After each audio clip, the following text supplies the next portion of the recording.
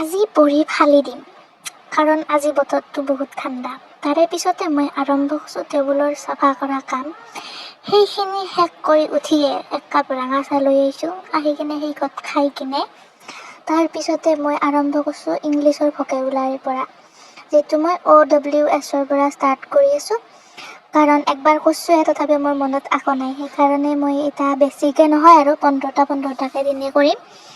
সেনেকৈ কৰি উঠি কিনে তাৰপিছত লিখি কিনে একদম মুখস্থ কৰি ল'ম। লৈ উঠি কিনে কি কৰিম, গাজনী ফিল্মখনৰ নিচিনা আমিৰ খানৰ দৰে গা ধুই পুৰা 15টা লিখি ল'ম। হাত এখনত লিখি লৈ কিনে দিনটো আটা বাৰি বাৰি মাতি থাকিম যাতে মনত থাকে।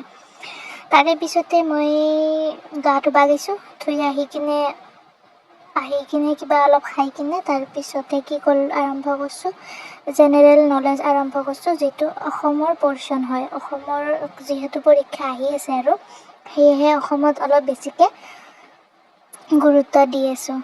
এতিয়া অসমৰখিনি শেষ কৰি উঠি চাওকচোন কি হয়।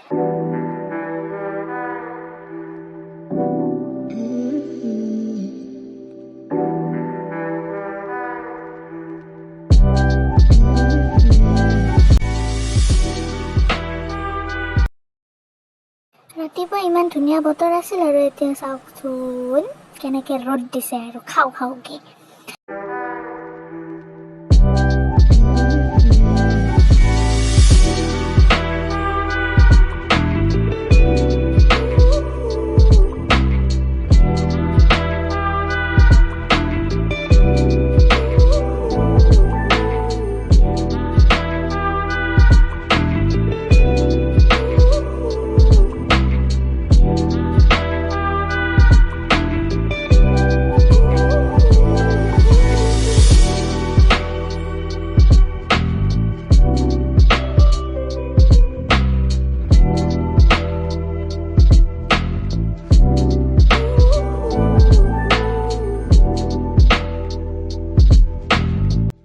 তাৰপিছতে এতিয়া লাইনটো যাব গৈছিল, সেইকাৰণে মই মাটিত বহি কিনে পাক্কাত বহি কিনে কিতাপ চাব আছোঁ। আৰু এতিয়া মোৰ টাইমটো হৈছে গণিতৰ কাৰণে। গণিতৰ প্ৰেক্টিচ চলি আছে, ক্লাছ কৰি উঠি প্ৰেক্টিচ হোৱাৰ পিছত মই তাৰে নোটছ বনাওঁ।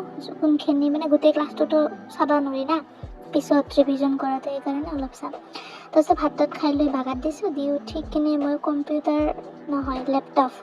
লেপটপত টাইপিং প্ৰেক্টিচ কৰিছোঁ। কৰি উঠি কিনে মই আইচক্ৰীম এটা খাই কিনে তাৰপিছত জিকেত আমাৰ যিটো পাৰ্মাৰ ছাৰৰ পৰা জিকে লৈছিলোঁ, তাৰ পৰা মই জিকেৰ আজি কণ্টিনেণ্ট আৰু কিবা আছিল নাজানো আৰু এইটো চেপ্টাৰ কৰিছোঁ, সম্পূৰ্ণ কৰিছোঁ। কৰি উঠি কিনে প্ৰথমতে নোটছখিনি লিখিব লগা আছে, অলপ কিবা কিবি, নহ'লে মনত নাথাকে না। তো লিখি উঠি কিনে মই ৰিভিজন কৰিছোঁ। তাৰে পিছত ভাত খাই উঠি কিনে এইটো মোৰ লাষ্ট পৰ্চন হয়, আজি ৰিজনিং কৰা নহ'ল। আল্টিমেটলি মই টাইম নাপালোঁ ৰিজনিং কৰিব লাগি। তাৰপিছতে মই হিষ্ট্ৰীৰ অলপ নোট উঠাব লগা আছিল বহীত, কপিত। সেইখিনি উঠি কিনে লেপটপৰ পৰা চাই লিখি আছোঁ।